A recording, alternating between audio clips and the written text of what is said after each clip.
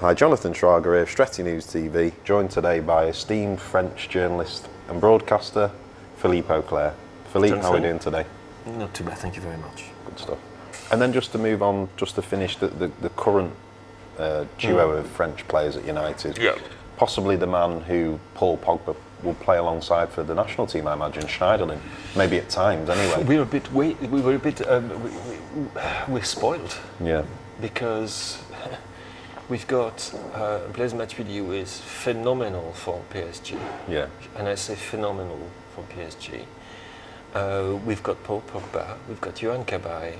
Yes, Cabaye, of course. Fantastic. Yeah, linked with United a couple of times in the past as well. Yeah, who is bloody good player. Maybe he's at his level at Crystal Palace, which meaning, in the nicest possible way, that he's the boss. Yes. Of that team, and perhaps he wouldn't be the boss in a bigger team. I don't know.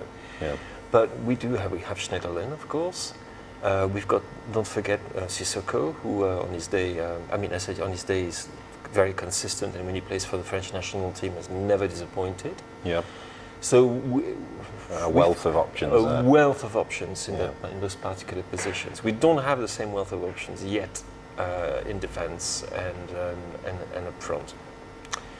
But Schneiderlin. I've been one of his biggest fans for years, and I genuinely mean one of his biggest fans. I've been hammering because I followed him through the divisions with Southampton, and I've kept saying on my radio program every Monday night, guys, we've got a super player in the making. It's high time. We looked at him before the English take him. Yeah. Because he would have qualified for England. Yes. Yeah. And bloody hell, he would be in the starting 11 for England any time. Oh.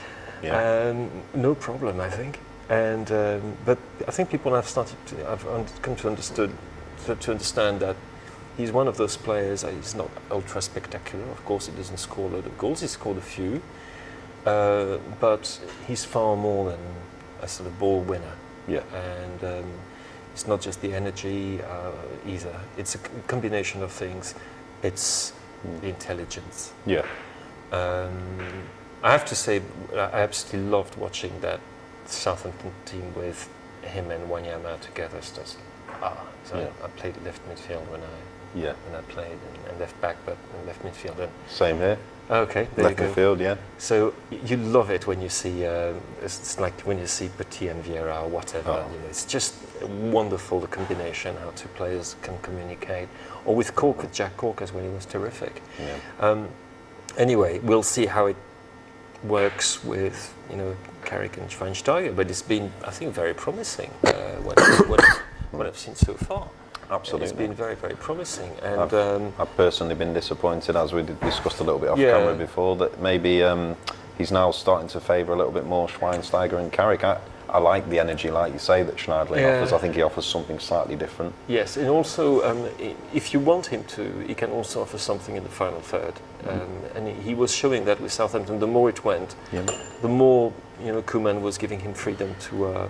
Also, the way he reacted after the whole shambles of his non-transfer from Southampton showed that you've got a guy who is got his head together. Yeah. So, yeah, absolutely. Very intelligent as well. And he's an English player too. By all means, he learned his football here. Yeah. And I think is a perfect fit. Honestly, I don't. You talk about players being big enough for the club. He's good enough for the club. I don't think there's any problem, and I don't think psychologically he's going to be scarred by wearing the famous red shirt. No. I don't think there's any problem with that. So you think he can become part of a midfield duo for years to come for United? So. I mean, he's still very young. He's still developing, and I can't see why not. I really can't see why not. And then finally, Anthony Martial, the man who the way I've described him is, I think he's the player who we all willed Danny Welbeck to be. In the sense of similar kind of attributes, maybe, but just does everything a bit better. Less lanky than Welbeck. Less lanky, better build. Languid, yep. But just in terms of, I think he's got everything in his game. I'm yet to see many weaknesses, and I just feel that he does everything. Heading. Is he not great in the air? No. Well, that's the only thing maybe that maybe he's slightly deficient in. But I just feel, like I say, we all willed Welbeck to be this superstar because obviously he came through the youth system, and it was the romantic thing of having a youth player. But Martial has come and he's everything we willed Danny to be. He seems like the complete striker. But talk us through Martial. Obviously, as United fans, we've all been very, very content with what we've seen so far. Well, I think with every reason. I mean, even at the Emirates, he was the wine bright spark. I mean, I don't think De Gea has anything to reproach himself. No. But there were very few players who were at that level, and he certainly was. And in those circumstances, that takes some effort. And he's very. I liked his attitude there, where the focus was there from the first minute to the very last. And I brought my binoculars. Okay. And so I like to do that, follow a player from that. And I was looking at his movement, the way he was trying to get the ball, constantly asking for it, trying to make himself available, trying to make things happen. And he was really pissed off at the end as well, which I liked. Absolutely. So he, to be honest, I spoke to a few Manchester United friends before the beginning of the season. They asked me, what is he like? I said, well, he's very highly rated. We know that. We know that so many clubs were on him. We know that. Do we know much more? No, we don't. He's only played 90 minutes 5 times in his whole career. Yeah. He scored some fantastic goals, but they were mostly on the counter.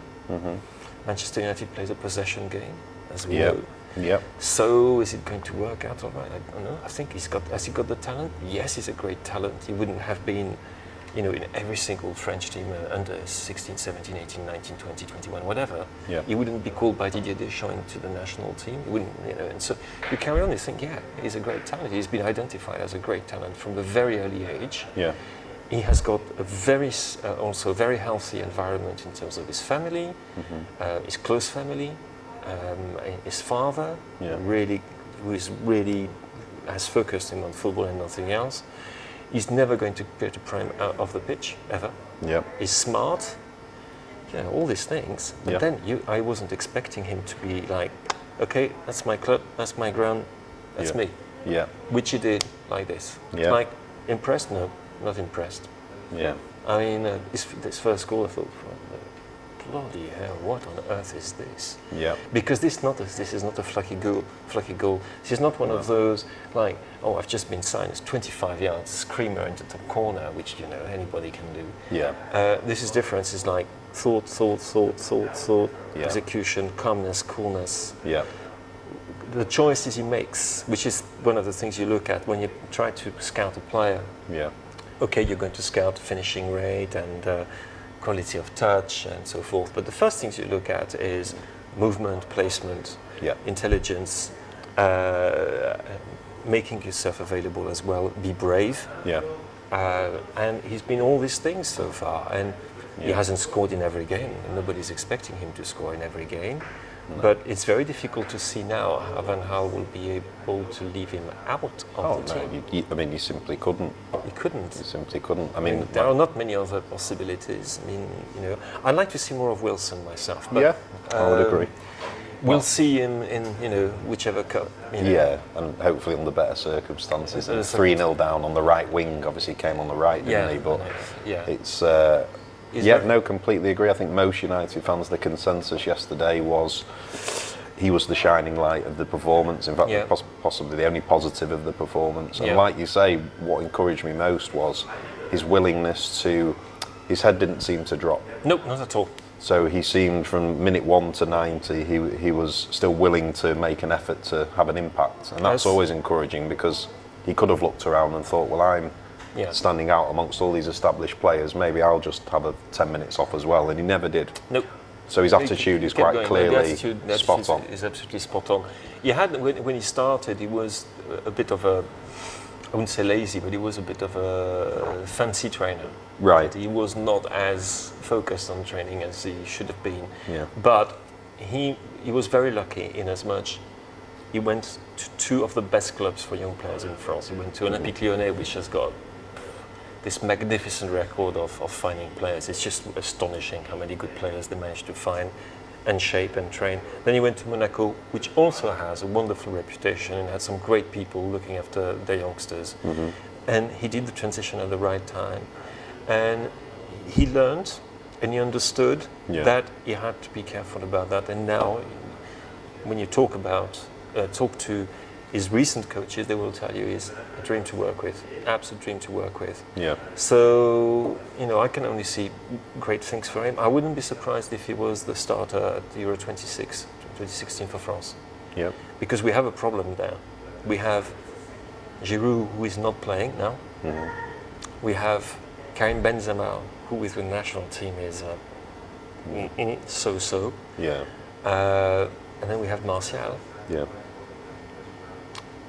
I'd like it. I'd like to see a young French team in Euro 2016. I don't know if we will, but there you go. That's will be the word of the end. Absolutely. Well, I hope in 10 years' time you're writing a book detailing Martial's success at United as well. It'd be nice if he's the second French catalyst for success at United. That would be nice. But no, Philippe, an absolute pleasure chatting with you. It's been fascinating for me personally. Eric was one of my first footballing idols. Okay. My firstborn son, his middle name is Eric. His first name would have been Eric, but his mother is a City fan, so she wouldn't allow it. Okay. My cat was called Eric anyway. Basically, I was a big fan. So it's been fascinating for me personally, and I know that United fans will love this interview as well. So thank you very much. You're very welcome.